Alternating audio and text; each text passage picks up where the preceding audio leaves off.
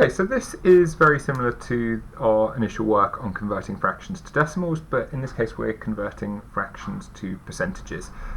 So here we've specifically got to make the denominator 100, and then we just write it as a percentage. So the denominator must be something that goes into 100, or it can be something that goes into 1,000 if we need it to be, but that requires some extra work. I'm going to just have a look at an example of that in a second.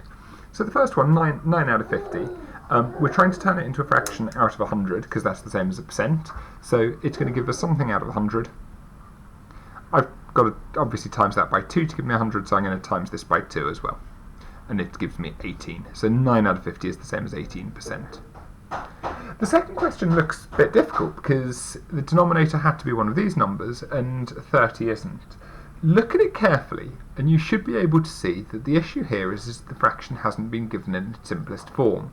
So it could be a disguised fraction, which is actually simpler.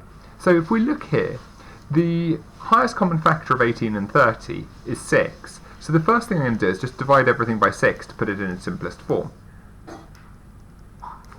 18 divided by 6 gives me 3.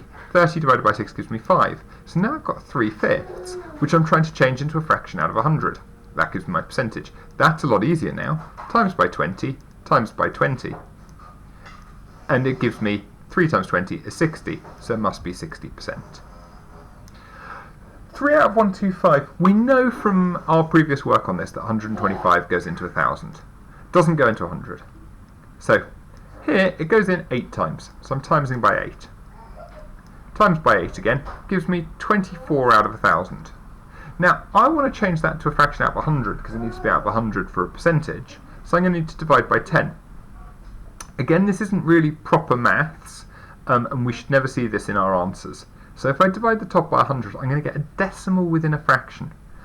We really don't like decimals within our fractions, so we're going to get rid of that as soon as possible and change it into a percentage, and it gives me an answer of 2.4%. Okay, pause the video.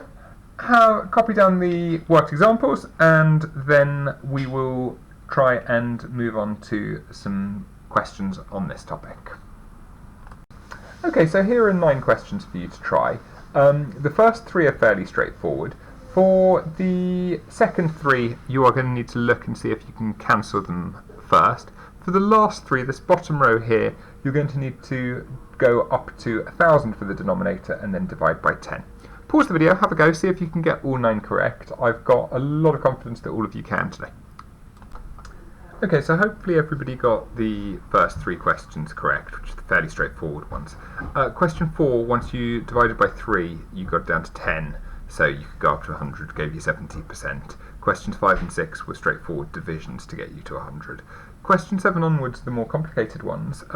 So here you when times by 5 to get up to 1,000 and then divided by 10 gave you 6.5%. Here times by 8 and then divide by 10. Here you needed to times by 25 and then divided by 10 gave you 142.5%. Give yourself a mark out of 9. If you need any additional help with that, then please take a look at Hegarty clip number 75. Okay, very well done.